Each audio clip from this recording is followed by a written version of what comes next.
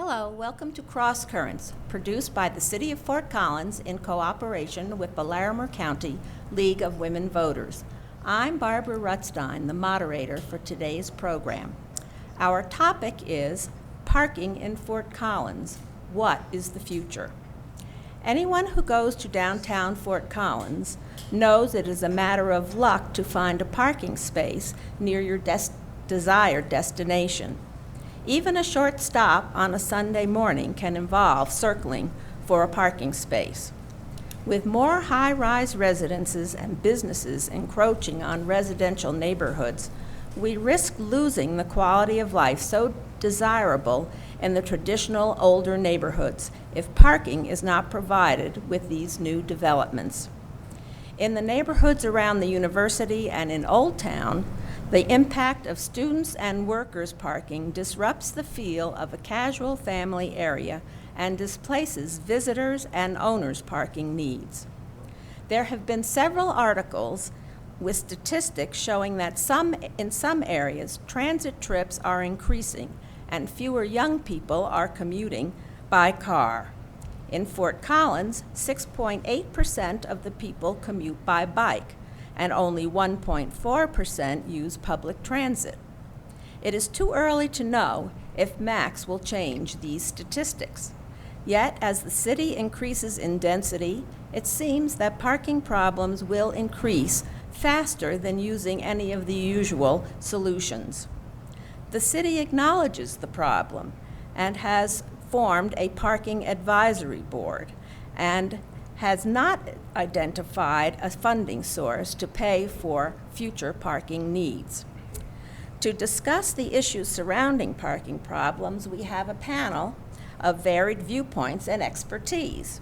On my right is Randy Hensley, Parking Services Manager for the City of Fort Collins. On his right is Laurie Kadrich, Director of Community and Neighborhood Services. On her right is Dave Edwards, a downtown resident and former council member.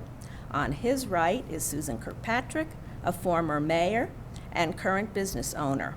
Next to Susan is Ben Manvel, a former council member and also an Old Town resident. Thank you for being here and to our studio and viewing audiences. To get started, I think we need to know some of the city's current parking policies for downtown and along the MAX line, and we'll rely on some knowledgeable staff members for some of that. First of all, can one of you, Randy or Laurie, tell us the current policies in these areas and how they've changed over the years? Well, let me start that, Laurie, and then I'll pass it off to you. I'd like to begin by explaining why there's two of us here, basically, because we handle different areas. So as the parking manager, I handle mostly operational types of issues. That would be things like the management of our downtown garages, what types of permits we offer, what kind of prices we charge for those permits, where do we have time limits in downtown, how long should those time limits be, where do we put red curb, where do we put handicap spaces, how do we configure the parking at the curb so that it's complementary to the adjacent land use? All of those things fall into my purview. I also manage the enforcement people. I manage the customer service folks that answer people's questions. So we are an operational type of entity, and we handle all of those kinds of policies. And I'll let Laurie explain her area. Okay. And so in my area, the focus is more on the planning and on the development of activities in the city of Fort Collins. So planning services is an area that I work with, and we'd be responsible for any kind of parking plan that's developed related to commercial or residential development. We're also the department or division, if you will, that works with the Planning and Zoning Board and reviews specific projects and makes recommendations on what type of parking they should have associated with their development. Okay, so how have these policies changed? Let's talk about Otterbox, for example. I heard, and I don't know if it's true, that they were going to build a parking garage and then the city didn't require it, so they didn't build it. And I'm curious to know where they have several hundred employees, I think. Where are they parking? And has this caused problems in the neighborhoods? Okay, I think that's a great question, and one that would be debated by those that are affected by OtterBox being developed. So let's lay to rest the rumors. OtterBox did originally bring into the planning department an idea to build a parking garage, a structured parking garage near their new headquarters. They decided not to move forward with constructing that, and they were not required because of the location of their business to do so. In addition to not being required because it's in the transit overlay district, they also had alternative compliance methods to take care of the parking needs for their staff. That included off-site parking as well as other types of transportation methods for their employees that would not require them to be parked near their corporate headquarters. Okay, now what do the residents in the area say? Are these people off the streets or in the neighborhoods? Some of the residents have concerns that they are no longer able to park in the way that they were previous to this development, and have expressed to the Planning and Zoning Board and to us as staff members that there is a growing crisis in their minds about our lack of capacity to park in the core of the downtown. Okay, and what about business owners? To date, business owners like the idea that their business may be located in the transit-oriented district. And that district, by way of explanation, is kind of the spine of the downtown area and runs from North College down south to Harmony. So it's a very long area, and it was intended or drawn up at the time that the MAX project was conceived. And the idea behind it is that's where the density is going to be, the mixed-use development for the city, and the closest attachment to a mass transit system. So in those areas, as part of an effort to encourage people to use the mass transit options, we shouldn't build a lot of parking. We shouldn't use a lot of the land that is going to become valuable to the community to have surface parking. Rather, we should encourage structured parking or no parking or less parking than in other areas so that people do feel comfortable using the transit system. Okay, Susan? Well, I can see the new OtterBox headquarters from my residence. It's I live on the 4th floor of a loft project that's in the transit-oriented development zone, and Dave is my next-door neighbor. But we can see the OtterBox headquarters, and our particular building has adequate parking for our residents. That was part of the appeal of us purchasing that particular loft.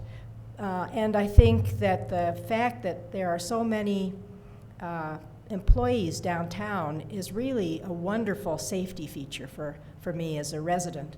There are people who come to work Monday through Fridays, walk around the neighborhood. It means that there's lots of energy and activity down there. And if we can encourage people to leave their cars at home and choose other forms of transportation, whether it's biking or the MAX or walking to work or carpooling, then we're better off, because the level of energy and having the downtown employers there, plus the residents, it just is the ideal mixed-use phenomenon. Right, I can see that it's the ideal, but what's the practical effect? I don't know how many people work at OtterBox. It's 500, 600, 200, I really don't know. But even if 250 new cars come into that area, what does it do to the neighborhood? Yes, we're really not seeing that kind of activity related to the downtown employees. There are a lot of employees who work in the downtown area that look to alternate forms of transportation to get to work. Bicycling is one of the more common, carpooling, and now, of course, with the MAX online, I've talked to many who are using that as a means to get to work. Okay, but Dave? Well, and while OtterBox may be topical right now, I think it's the result of a tremendous success story. And for many, many years, one of the wants for Old Town, downtown, was core jobs.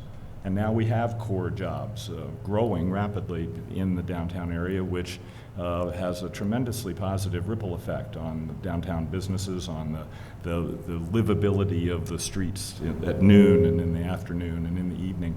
And so I think we want to be careful about focusing too much on Otterbox. This has been a policy success in terms of creating core jobs in downtown. Now, if it creates some parking issues, I think those are solvable.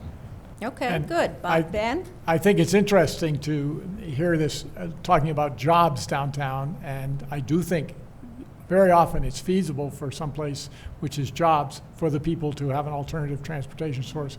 Obviously, there's been a lot more fuss about the Summit there on South College, where it's a residential development where there's been more trouble with the lack of parking than at Otterbox, obviously. Sure, it's just Whole the different thing. intensity of the parking, and I just don't know if it makes sense to hope that people will take the bus, the MAX, whatever, and ride their bikes, or if it's one thing to be idealistic about it, it's another thing to have the reality. The jobs are wonderful, there's no question about that, and they're a wonderful company. It's the impacts that I think we need to look at. And so far, I mean, I live there. Okay, good. And so does Dave. And I don't think, aside from people walking around by where we live Monday through Friday, I don't see an impact. Good. And if I do see an impact, it's positive. I don't see Otterbox employees driving round and round. They have accommodated their parking by renting some additional parking lots from private owners. I think St. Joseph's Church has rented the old Steele's Market location is also being used by Otterbox employees. So the private company has taken some initiative to help their employees meet their parking needs.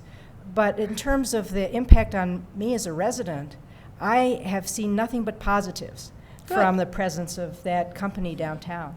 Good. And what is the transit overlay zone, or the transit-oriented development? Then we get into the Summit. What is that? The transit-oriented development is an area that was designated previously by City Council to be looked at for development in a different way than other areas of the community. So geographically, it's along the core of College Avenue and off a couple of blocks east or west from that. And the intention is, through the city plan efforts, is to have more intense development along that area. And by intense, I mean the type of development that could go up, not just out, as you might see in a more suburban development, a mall perhaps. But in the core area, the idea was to go up some and create a more dense and mixed-use population within that area. So that could be employees, that could be residents, that can be retail development, those kinds of activities that would be near the transit corridor. We call that MAX here. So the Summit was one of the first mixed-use developments to be built in that area. Because we're trying to encourage the transit system to be used and the land to be more intense for a commercial and residential use, we want to have a strategy in place to minimize the use of land for parking, for example, especially the more traditional parking where you would see parking lots, because creating parking lots for that type of intensity would use a lot of land. So it's an intentional planning effort to move away from a parking lot structure to less parking, and whatever parking there is would be structured parking rather than lots. Also within that area, there was no requirement listed for what the minimum requirements would be for either residential development or commercial development. That was intentional. At the time, it was believed that the market would drive the parking needs for whatever that development would be, because as I understand it, through financing methods, you have to be able to show that you can support your business plan. And what happened with the Summit was that their parking plan, as they went through the development process, was not successful. So originally they had a similar model to what Otterbox has, which is off-site parking at other locations for the students. They weren't able to work out that deal successfully, and then were limited to the less amount of parking that they had on site. And currently they are working on a parking structure so that they can have their own parking, more of their parking needs met near their residence. I might say that that is also Otterbox's plan for the future, and probably why folks are still hearing about a parking structure related to Otterbox, because they are planning for future needs, and as such, and they may need a parking structure in the future. Okay, Ben? Yeah, I think it's really interesting to look at the summit. I was on the council that approved the summit, although I voted against it. I was one of 2 members who voted against approval. But they did have a plan in place to share some parking with various people that didn't materialize. And it is interesting that seeing what's happening now, they're stepping up with a $6 million parking structure for 440 spaces. And it's going to be a little smaller, it sounds like, given the action of council this week. But the fact that they were not required to do that, and yet now they're stepping up to do it, this year they're not able to rent those units because students, the word surround, well, it's just very inconvenient. Hopefully, where it is, the students mostly will get around without their cars, but they all want to have a car and store it. That's the American way. But interestingly, if you look at the numbers, that's raising the cost of each unit by like $100 a month. You take the $6 million and amortize it over 440 units. So if you're going to talk affordable housing, you're going to talk ability to charge a reasonable rent. If you're required to build a parking structure, instead of using available parking or hoping, as you say, hoping that people will not need parking, then you're going to be talking about more expensive housing. And we don't want to require that, as far as I know. Well, just because it's university housing, really, isn't that? I mean, do other people live there, or is that just for students? No, I think it's a rent by the room, which is by the bed. So yes, it's basically set up for students. I think yes, it's almost and so, entirely But it's students. a private developer. It's not Right. it's not a university housing. Right. It's, right now, you bring private. up that idea, and I'm wondering if the university charges students for parking. Oh, yeah. They certainly do. So if you bring a car on campus, you pay for it. Yes. Everybody has to have a sticker or Which whatever. is part of the reason we have a neighborhood parking problem, because students who don't want to pay the hundreds of dollars for a student parking permit for the year come near campus and park in the neighborhoods around. I live 3 blocks off campus, and since they've started restricting parking, Randy can tell us about neighborhood parking permit systems, which are starting to be instituted south of campus. So as that's been happening and the Shealy subdivision is becoming less parked, the cars are moving over to the east side where I live. But, and I must admit, this is a place where I have kind of a personal policy conflict, because certainly I like to look out my living room window and see a perfectly empty street and the flowers in the neighborhood and so forth. I don't want to see somebody's SUV parked right in front of my house. On the other hand, if I think about it rationally, I think we have all this space where cars can park, and now we're building new parking structures and new parking spaces and requiring people to build them while we want to keep these spaces that are available empty. It doesn't, frankly, make a lot of sense on my rational side. But my emotive side, I want my street empty. Yeah. No, my question was, if you live in a dorm on CSU campus, do you still pay for parking? You do. But you don't have to. That's Ben's point, right. that you can decide to not get a permit for your car and decide you'll park in the neighborhoods right So around. I could live in the dorm and park in the neighborhood. Or you can live in a dorm and have your friend drive you up from Arvada and back to Arvada and not have a car at CSU, and then you don't have the problem in the first place. But you then are not paying. Somebody who has a car pays, somebody who doesn't have a car doesn't, which I think is the way it should be. Okay, Dave, did you have a comment? I guess in light of what Ben said, I smiled because when I look out my front door and I see Magnolia Street with cars parked from Mason to Howes, I call it a good thing. I like that level of activity, and I don't own the parking spaces in front of my house. They are publicly available, and I like the fact that they're being used. That tells me that I live in an energetic, fun neighborhood, and that's what I chose. Uh-huh, okay. And that's, good. and as a business owner, you know, I have a shop that's at 123 North College, right near the sweet spot of Fort Collins downtown. And on days when you could park in front of my shop, I know I'm not going to make the rent. It's not a good day for me if there are lots of parking spaces out front. And I watch it every day because I'm there, and there are many days when I can see vacant spots, and I'm worrying those days because I'm probably not going to have a very good day from a profit standpoint. I like it when we're parked up. I don't like it that people are driving round and round looking for parking spots on the street in front of my shop. We have alternatives to that here in Fort Collins. People don't use them necessarily, but we do have alternatives, and as a shop owner, empty streets with lots of parking available are not a good thing. Okay, any other comments? Well, Ben and Dave both raised the issue of parking in the neighborhoods around the campus. And as parking manager, I've received those complaints for years and years and years. There are, in fact, several neighborhoods around campus that are pretty severely impacted by people that don't live in those neighborhoods coming there to find a place to park. And to a certain extent, that's okay. And both gentlemen mentioned how those streets are public right-of-way, and public right-of-way means that anybody can park on those streets. They're not owned by the property owners. Those streets are part of the public.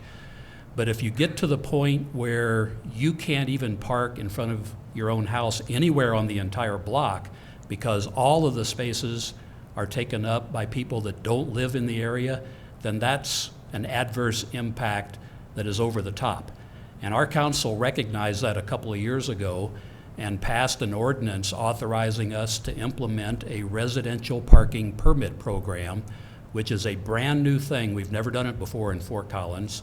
So we're right now in the early phases of actually implementing that in some neighborhoods.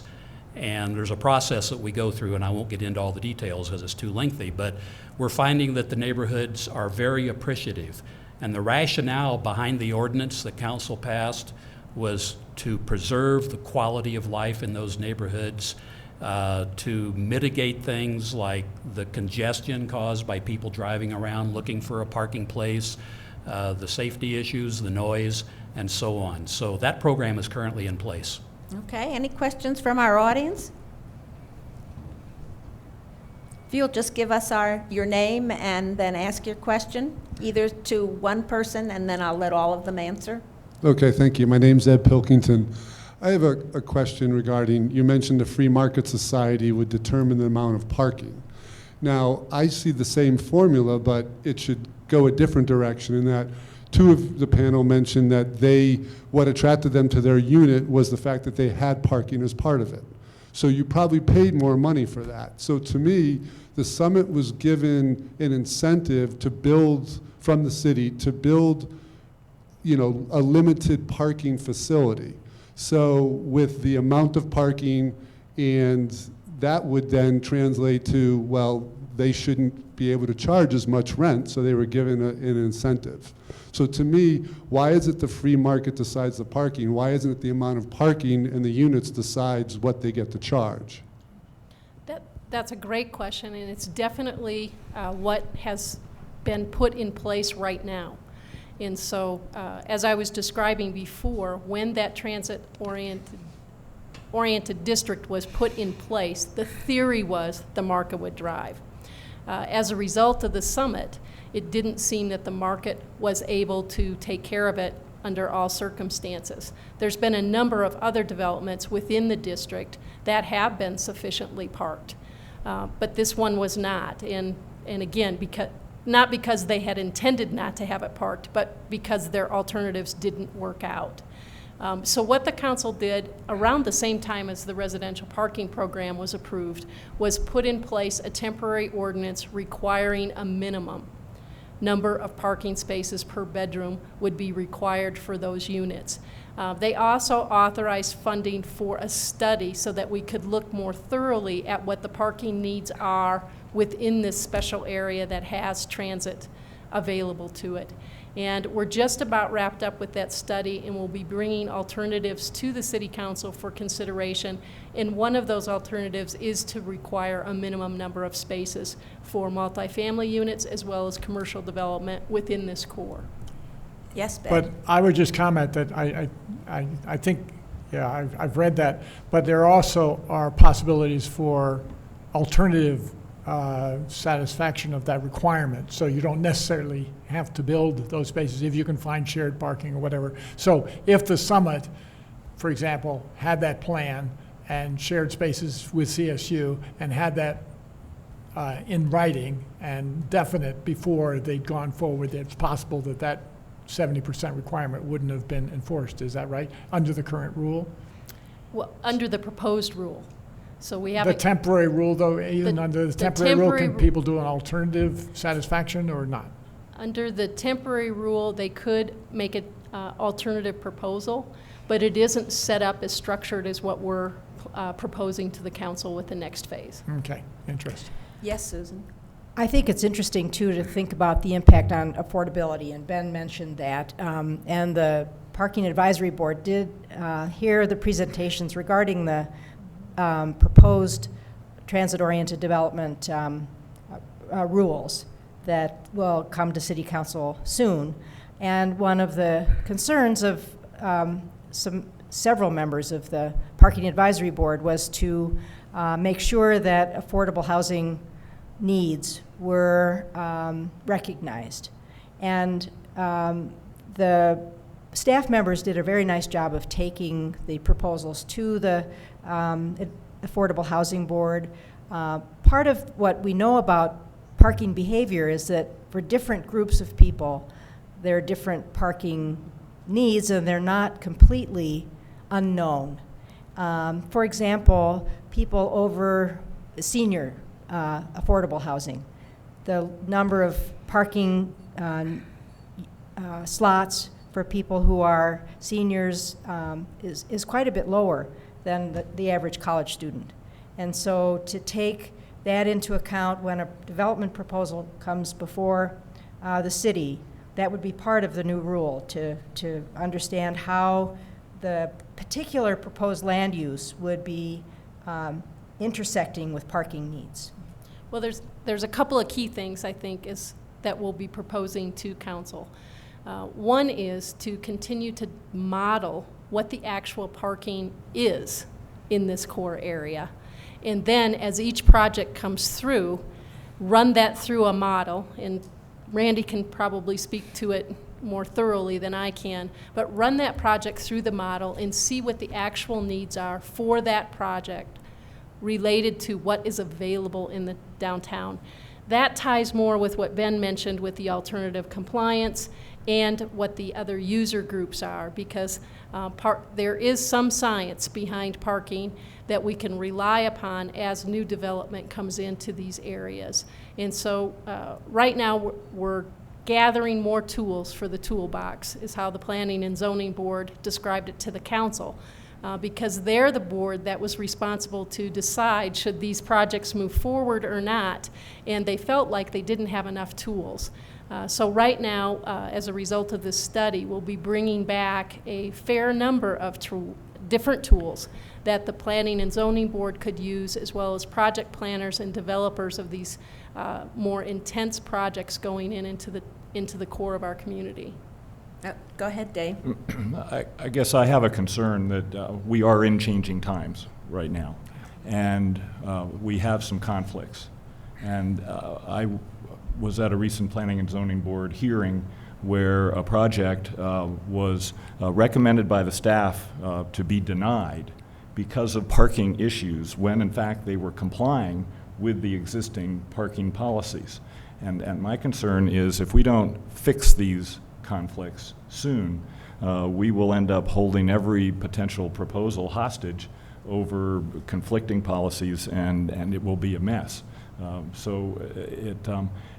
What made sense 10 years ago, what made sense 20 years ago, as Old Town was revitalizing. We don't talk about revitalization of Old Town anymore. We think it was a success, but that success has brought some new issues.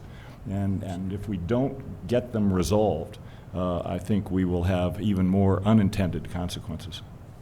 And that brings up to me the development at 7 stories on the corner of Mason and Magnolia with 11 parking places. That's the project I'm referring to. That I wondered if it was. and I testified that night, and it's across the street from me, and I spoke in favor of it.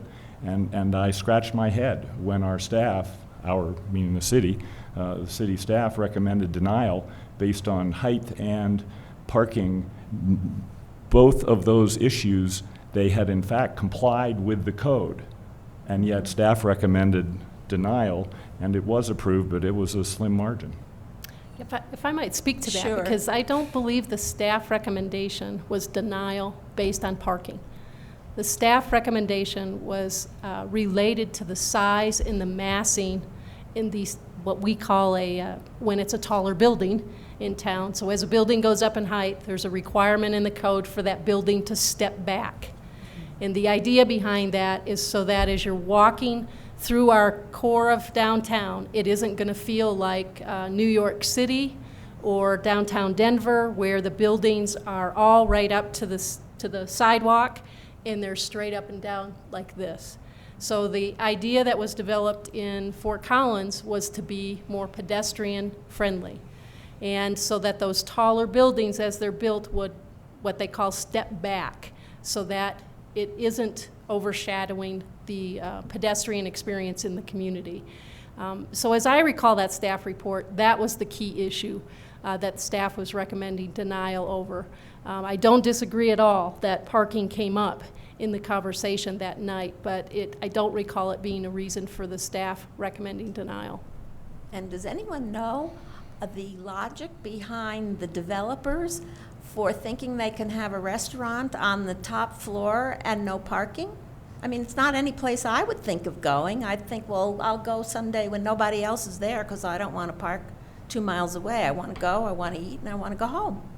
Yeah, I think that this is some type of changing times. If you talk to the folks who are building that and who work with that company already, very few of them use an automobile to go to work. Okay. 2/3 of the building, as I remember, will be used by the folks that are working there, and most of them ride a bike, walk to work, or use the transit that's available to get to work already. They see the restaurant as being available to those folks that are in the downtown area and using the transit system to access their restaurant or whatever commercial development they have. So that's in the context that I remember that they presented it at the hearing. Okay, Susan.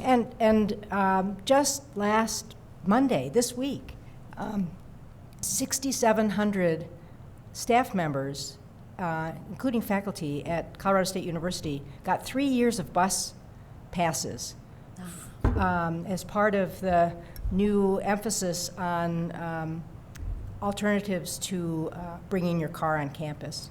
And what that says to me, as someone with a business downtown with no parking, is that people will be able to park their car in the corridor. Maybe they'll park at Harmony, maybe they'll park at CSU, maybe they'll find a parking space downtown in one of the garages or for 2 hours on the street, and then they'll go to the restaurant. So they're not going to drive from their job to the restaurant or from their house to the restaurant. They'll probably park somewhere else and then get to the restaurant, or walk a block or two. So it's just a changing time, and that concept, I think, is one that's embraced by the developer. Okay, Dave? I'd like to say, Barbara, I think the objection you raised about the proposed building and a restaurant and so forth speaks to this community being in this flux between a suburban mentality and an urban mentality. And so as we make decisions on individual projects in the corridor, piece by piece by piece, we'd better have our policies well thought out and well done, or we end up with these retroactive sort of makeshift accommodations because we're not sure what we really want as a community. We haven't proven to ourselves yet that we want the density and we want the hyperactivity of an urban environment. Yes, well, I can see you either sprawl out or you build up, and we're in the building up stage at this point. Yes, Ben? Exactly, and I think, every space, every parking place that's required is both space, which is really important in that area, and money. So, if you require them to have 20 or 30 parking places, then it's going to be a more expensive building. It's going to make a less friendly urban environment because buildings are going to be separated by parking places, and or you're going to have a much bigger building because you're going to have to structured parking under it or something. I don't know. But I just think there is a cost to parking, and we all love to drive up to Susan's store and park right in front and go in, but to have parking everywhere that's always available has a huge cost. And I have a question for Randy. Yes, go ahead. And this is, it's been what I think is a flaw in our policy for years, and that is on College Avenue, whether it's Susan's store or not, we can, if we find a spot, it's free. And then if we can't find a spot, our next alternative is to go to a structure where after an hour or two we actually pay something. Why is it that the most convenient parking is free and the less convenient parking we have to pay for? Well, that's almost like a softball pitch because That's right. This is the, It's inverted pricing. in the interest of full disclosure, the issue here is one that I have advocated for years as parking manager, having to do with on-street pay parking. And the way I characterize the phenomenon you described is that we have an upside-down pricing relationship between our convenient parking and our inconvenient parking. And human nature and logic, basic logic, says that the most convenient parking should be the most expensive. That's the way the rest of the marketplace works. But somehow in parking, our most convenient parking is free. And it causes problems, it causes issues, and it's just one of many issues. When we did our downtown parking plan, we identified a whole slew of problems, and those problems are caused by the outdated nature of the management tool that we use in downtown right now, which is basically time limits. And in the parking industry, we certainly want to create parking turnover. As a matter of fact, our mission is to support the economic vitality of downtown by creating parking space turnover. And there's two big tools we can use. Time limits is one, and a pricing mechanism is the other. And you mentioned how, some of the things that are 10, 20 years in the coming or in the making are becoming outdated. And the use of our management tool, the use of time limits, is one of those things that we should probably take another look at. Okay, and the other question I had about this is what evidence do we have that employees park downtown? Is that still true? That is true. We did quite a bit of data collection when we did our recently completed downtown parking plan. And one of the things that we found out is that about 1 in 5, or about 20% of our downtown core parking places are taken up by downtown employees. It's the most convenient place. It is free. There's a natural inclination to look for those free spaces near your place of employment. But imagine if we could free up that 20% of our parking inventory and make it available for customers and visitors. What a boon that would be for downtown businesses. And we struggled with that over the years. It's one of the biggest management issues that I face.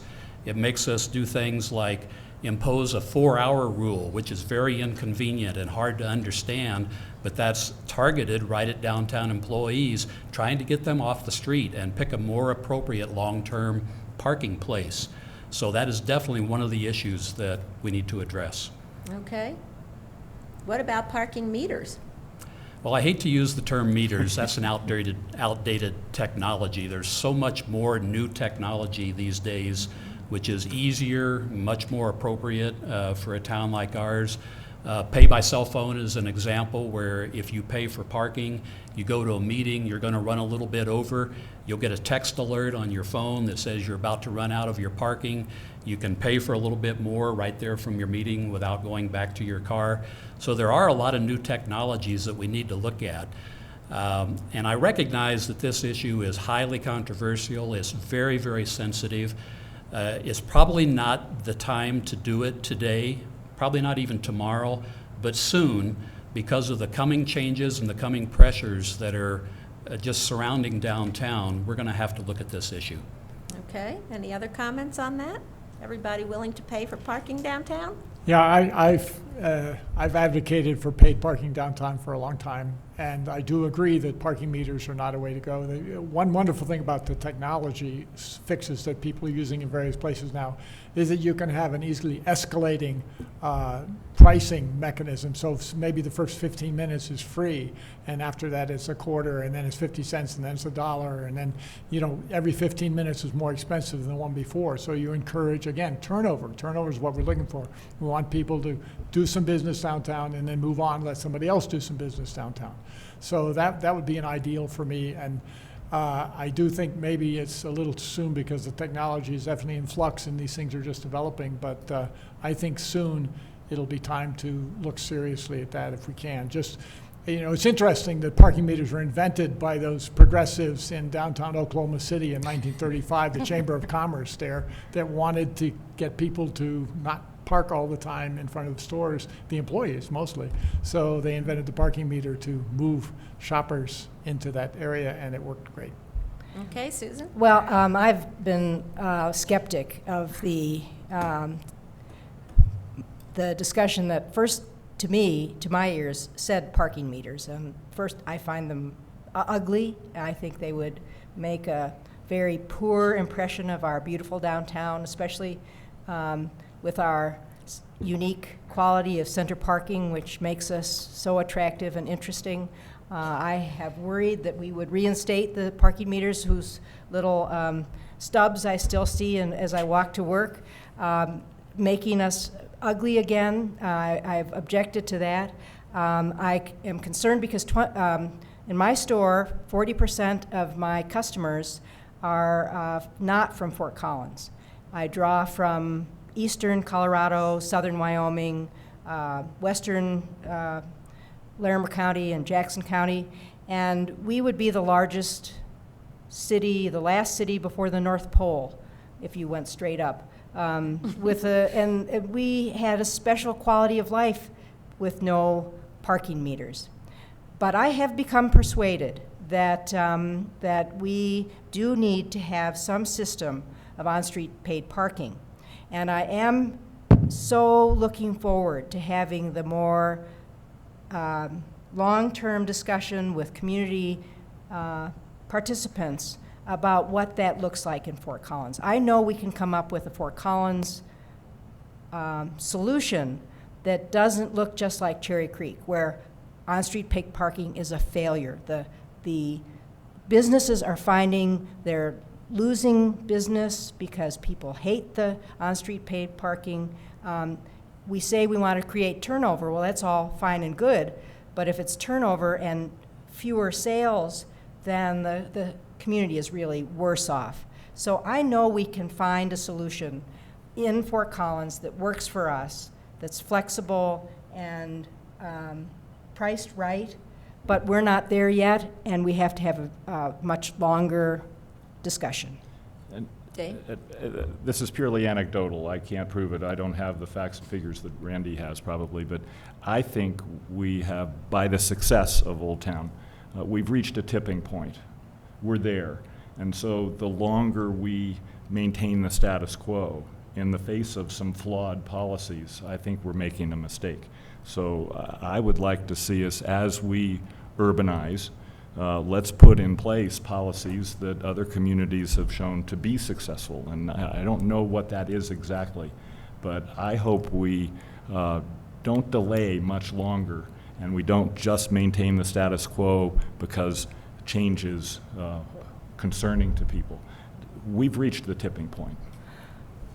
And Susan looks like she wants to answer Well, that. I just hope we don't model after Boulder. I worked in Boulder for 4 years, and I hated the atmosphere of sort of get out, you have to deal with some meter you can hardly find. I mean, I hope that we don't use Boulder as our example, and that's what I fear greatly. Well, I'm glad you brought that up because we went on vacation with a couple from Boulder, and he said, oh, we don't have a parking problem in Boulder. My wife parks anywhere she wants, and the city sends me a bill every month.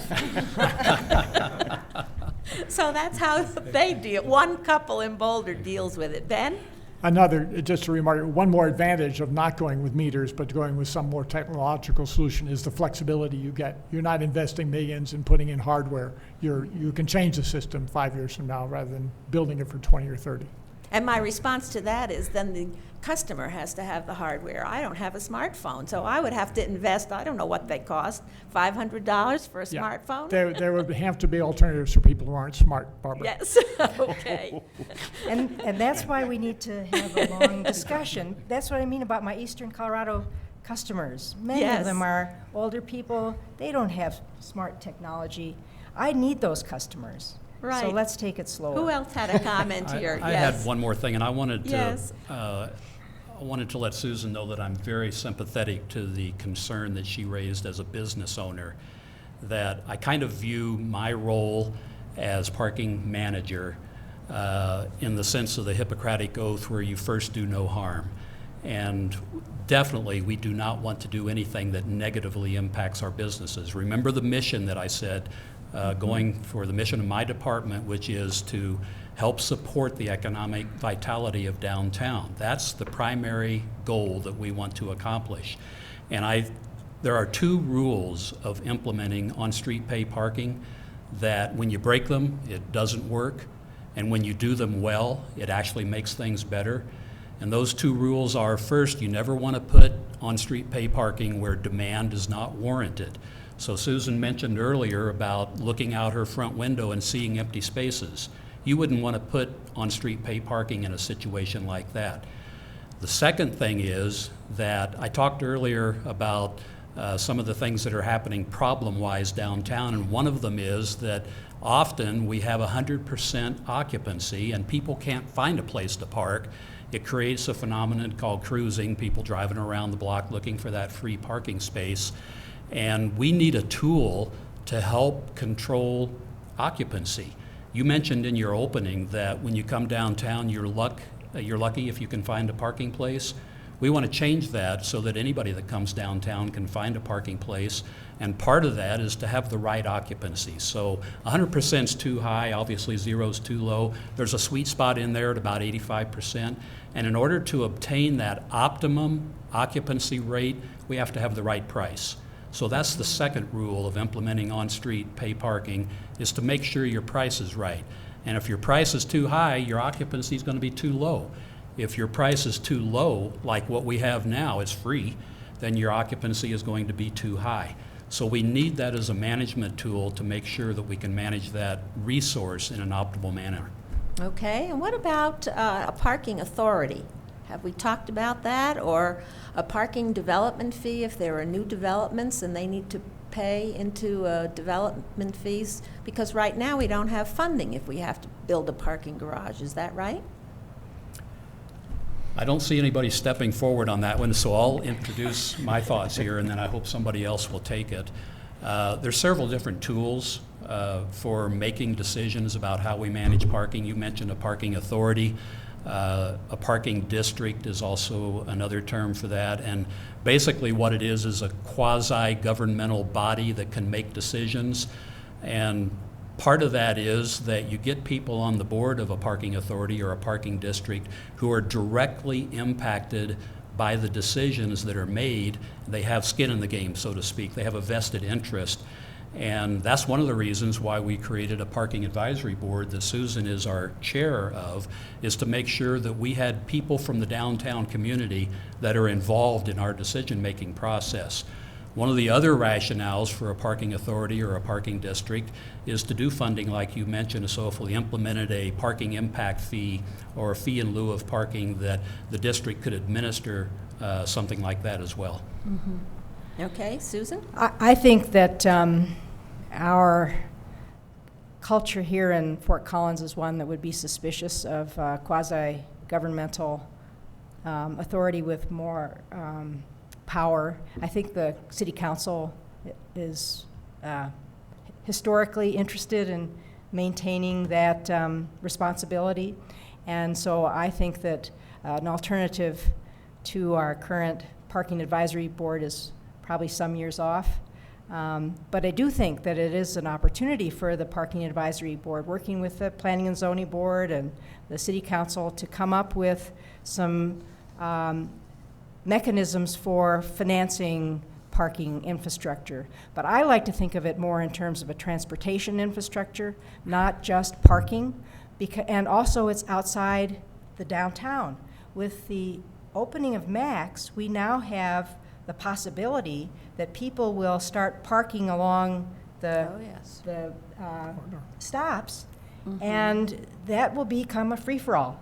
And Dave mentioned that we don't have policies in place.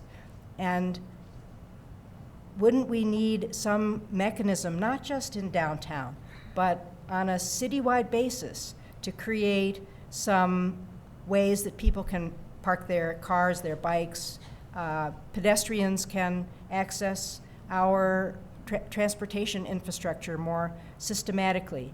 Now, that kind of financing is a bigger umbrella than just building parking structures, and that's a terribly important question, I think, for all of us. Parking impact fees would be part of it, but I bet the administration would stay with the city council. Yeah, nothing wrong with that. Or an enterprise fund, too, I suppose, is a possibility. I don't know how the difference, but some kind of fee that goes into that to build structures or lots or bike racks, whatever you mentioned. Ben? Yeah, I agree with Susan about the council probably wanted to keep the main control of that, although it's wonderful that all the citizen boards, and the parking board is a wonderful example of the citizens who spend so much time giving us great input on all the problems that face the city. But I do think that one thing to remember, for me anyway, is, again, free parking isn't free. Somebody is paying for it. And I'd like that to be the people who are using the parking, mostly anyway. I realize, having mobility in society is important, but we have lots of ways to be mobile now. And so I hope that the main fundraising will be somehow from the parking itself, from the people who use the parking. Okay, Dave? I suspect, but I don't know for sure. Just as we don't have the funds to build structured parking that may be in demand right now, we also don't have the funds to build parking along the Max corridor. And I think it's an easy conclusion to make that people may well, if they enjoy Max and they've found it to be convenient and so forth, they could park in the Kmart parking lot and come down to Old Town, enjoy an Old Town experience, and park essentially for free. And that will be a ripple effect and an unintended consequence, and there becomes a cost to that as well. And I don't think we're ahead. We're not ahead of that curve yet, even though I think it'll happen. But there are plenty of spaces available along there, and at the movie theater, and I don't know about each stop, but quite a few have parking. Some don't. And then if we draw it in, if we come in even closer, over the last few years, particularly Thursday night, Friday night, Saturday night, the higher demand times, you see many people parking on private parking spaces along the Mason corridor. And the day will come when those owners will probably have to control their space, and there's a cost associated with that again. And when they choose to restrict access to their private property, that will just increase the demand even more. And the problem is exacerbated.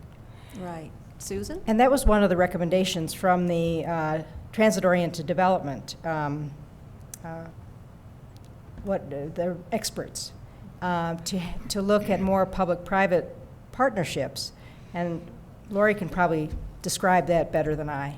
Well, I can just add to that, because it was one of the topics that came up that, as an alternative compliance that Ben mentioned earlier, could a developer pay a fee into a fund, or that could then be used for building public-private structured parking at a different time. And so there are some measures underway to try and utilize what parking is available in our core area differently than what we have before.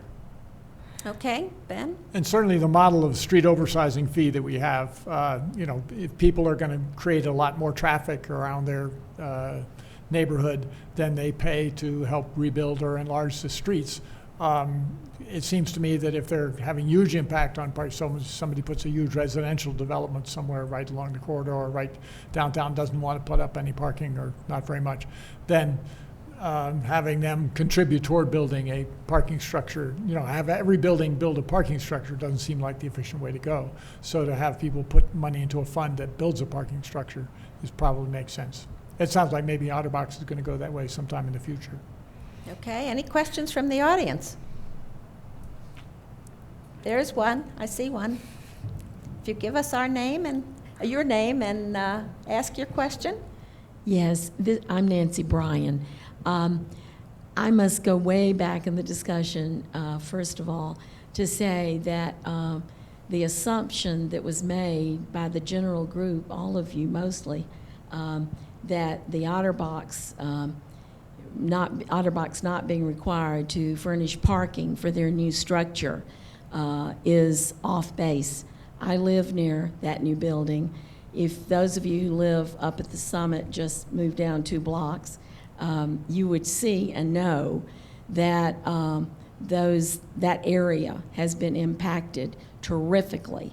And so I am with you on your emphasis about the concern for keeping business in Old Town vibrant and vital and bringing customers in and how's the parking going to work.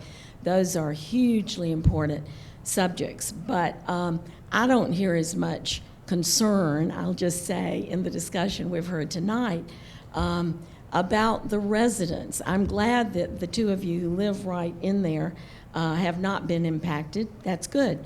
And I haven't been personally inconvenienced, but for months and months, nobody can come see me from 8:30 to 9 8:30 to 5.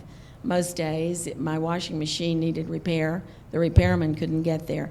These are not life-changing moments for me. I acknowledge that. But do you know what? For people who live in communities, these are the kind of everyday problems that we face, just like Susan looking out and seeing whether there are people parked in front of her business. And so it is a real disappointment to me that I don't hear expressed as a serious issue, because it is serious for many, many people who are impacted, and Otterbox is just an example to use. I was really astounded when I found out that another large building was being considered no parking required, because we are in a time of transition. We all hope that Max is going to take off, and over time, but it's going to take time for people to change their ways. This is not just a city of college students. This is a city of people like me who retired here too. And the point that you made, I think, is very well said, that business people also need to reckon, as the fella or the folks who are planning the restaurant for the top of the 7-story building, if it's too inconvenient, people aren't going to come, at least not the array of potential customers that would probably like to be customers of that particular restaurant. So I'm touching on just some sort of things very superficially, I understand. But Do you have a question? Well, my question really is why staff, I guess I'll ask this of staff, not just you two. I'm not pointing at you particularly. But, okay, but here's my question. Right now, could you give us your honest opinion of how much influence your studies and your expertise and your plans that you present to City Council have on the decisions that they make about these issues in parking that affect us all in so many different ways? I would appreciate knowing that, because you're the experts, I think, on these issues, or your comrades in staffing are. So if you could answer that question, it would be really helpful to all of us. Thank you. Okay, thank you. I'd like to start with that, and then I'm sure Laurie has some comments. But from my perspective as parking manager, council is very, very aware of the issues concerned with parking right now. They are listening. They are being proactive in putting measures into place to address the problems. The example I gave earlier of the residential parking permit program. Council listens to the public, they listen to staff, they take everything into consideration, and then they make a decision. I would also like to point out that as parking manager, I take the impact of various companies, not just OtterBox, but various impacts on our residential neighborhoods. I take that very, very seriously. So the neighborhood on the west side of downtown is on my list. And when we get to the point where we are able to address that, we will be asking the residents in that area, do they want to have a residential parking permit program? That is a tool that we have available to address those impacts out there. One last comment, then I'll pass it to Laurie. The parking problems on the west side of downtown are not new with OtterBox.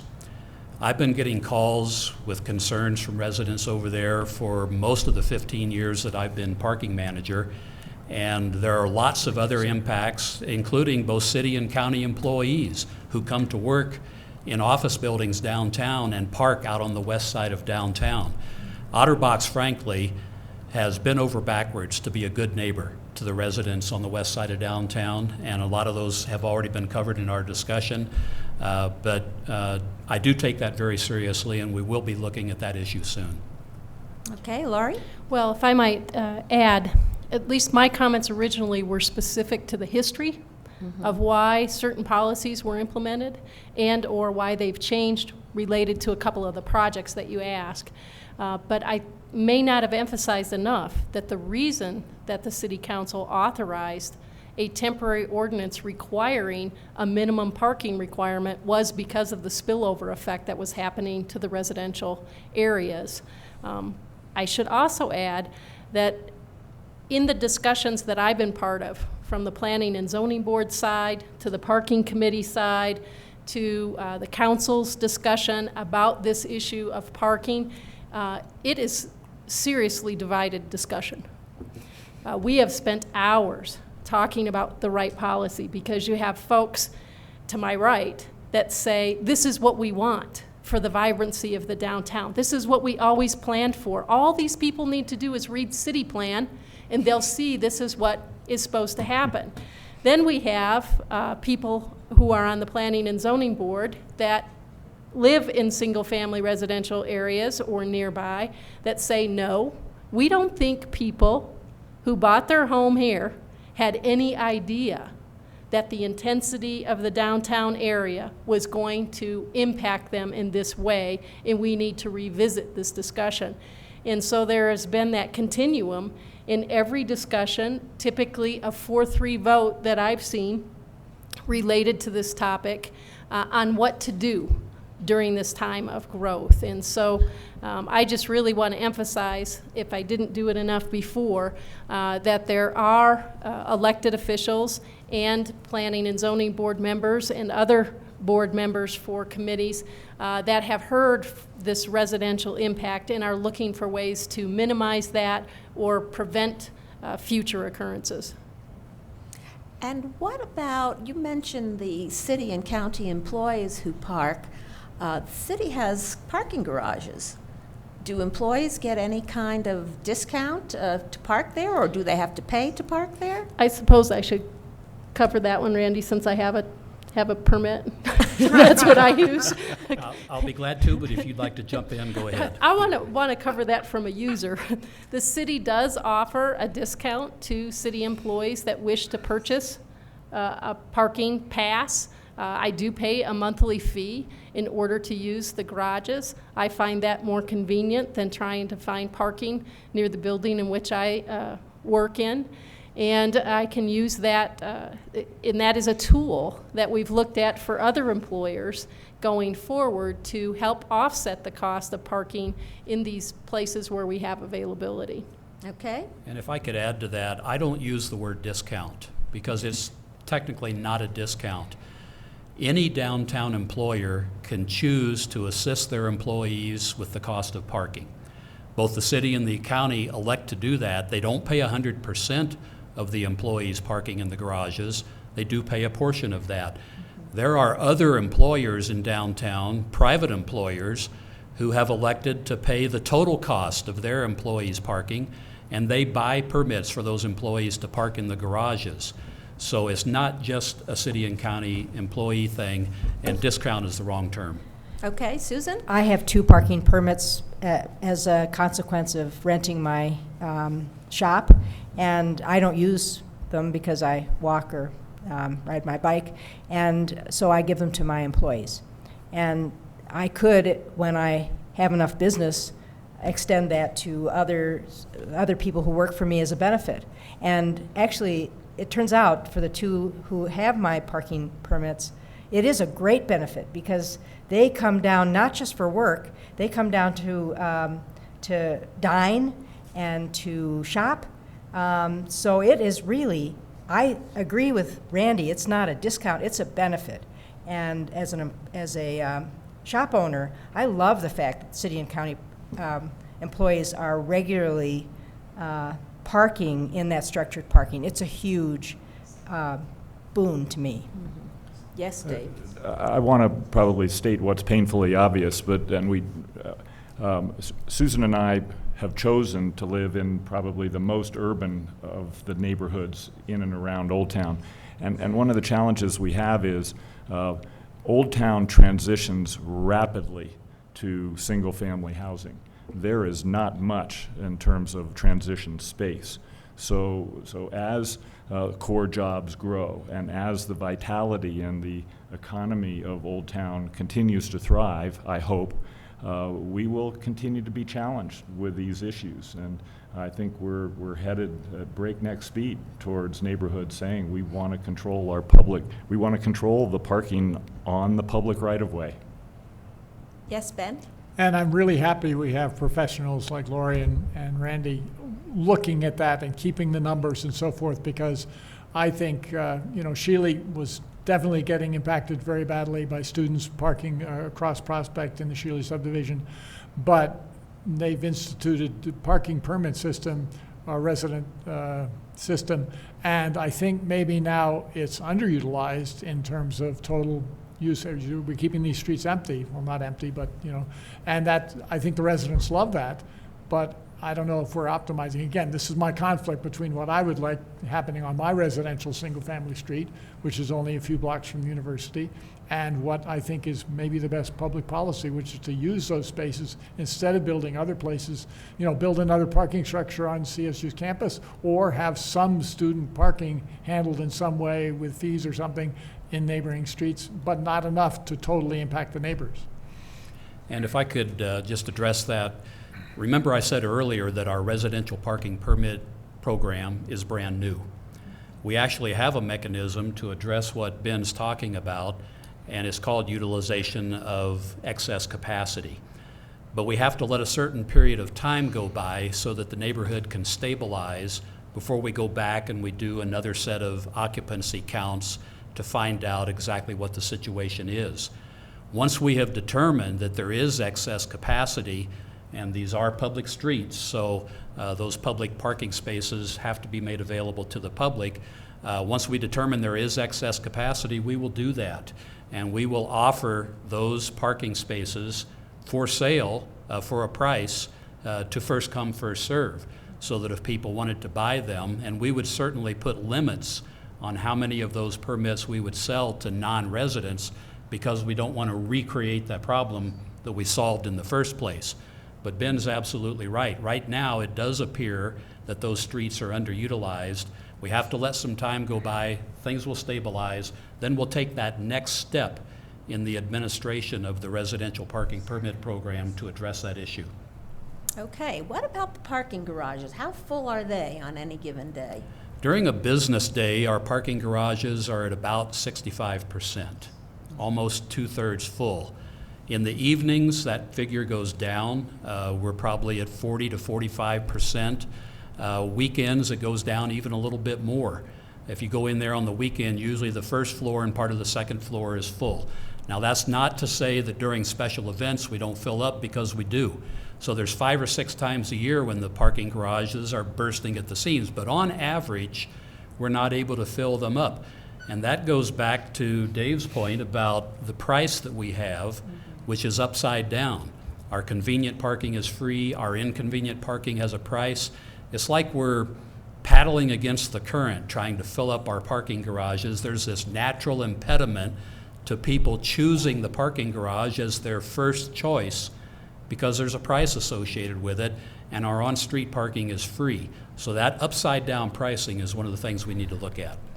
Yes. But for employers, it's great because my employees don't have to worry about where they're going. Good point. When they go to work, they know exactly where they're going. They don't have to even think about it. And I think that's ideal. So utilization of the parking garages, if we were more clearly in partnership with some of the employers downtown, I think would be a step to take. And Randy and I have been talking about some strategies, and now that the Parking Advisory Board exists and there really has a good relationship with the Downtown Business Association, if the parking structure, which is not terribly convenient or scary to some customers, is used by employees who know where they're going, don't have to fight, but there's a cost no matter where they go, then I think we're on to something. Forcing customers into the garage when our employees are not using it doesn't make sense to me, but we haven't figured out that communication or marketing yet. You bet. And that pricing relationship and the correctness of that pricing, like I mentioned before, is critical to making everything work. So ideally, like I said, your convenient parking would be a little bit higher priced than your less convenient parking. Then people could make an informed choice about what they want to do. Okay, and I'm going to call that your last comment. And then we'll go down the road this way and tell me what you think would be the best position we could be in 10 years from now with parking. Just speculate a little bit. Well, I think in 10 years from now, the best position we could be in is that we haven't lost any more capacity within the core of the downtown area, so that we still have vibrancy because people are using the parking, whether it's in the urban area, whether it's in shared lots, so that they can access transit, and that we keep up with the demand so that we don't encroach any further or go out from the area that we're already impacting by parking. And I think that my vision during that 10 years would that there would be some more public-private partnerships formed. Could be strictly employee situations. It could be tied to the transit system so that users of the transit system as well as employees could be using those shared parking arrangements to get to work or to get to activities. So for me, that's kind of that 10-year window, and we probably need some different type of regulation in place so that the transit-oriented district isn't a zero parking area, but something in between until more infrastructure is built. Okay, Dave?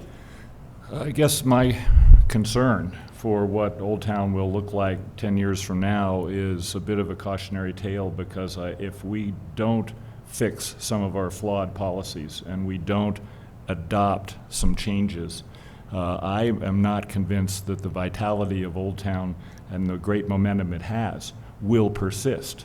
I think if there's increased retail competition in the community in Midtown and increased competition on Harmony Road, I think the perception of there being a parking problem in Old Town will only grow. And there will be people who will vote with their feet, and they will not come down. And they may not choose to lead a more urban lifestyle by using Max. And they may not. They will go to where there's the course of least resistance.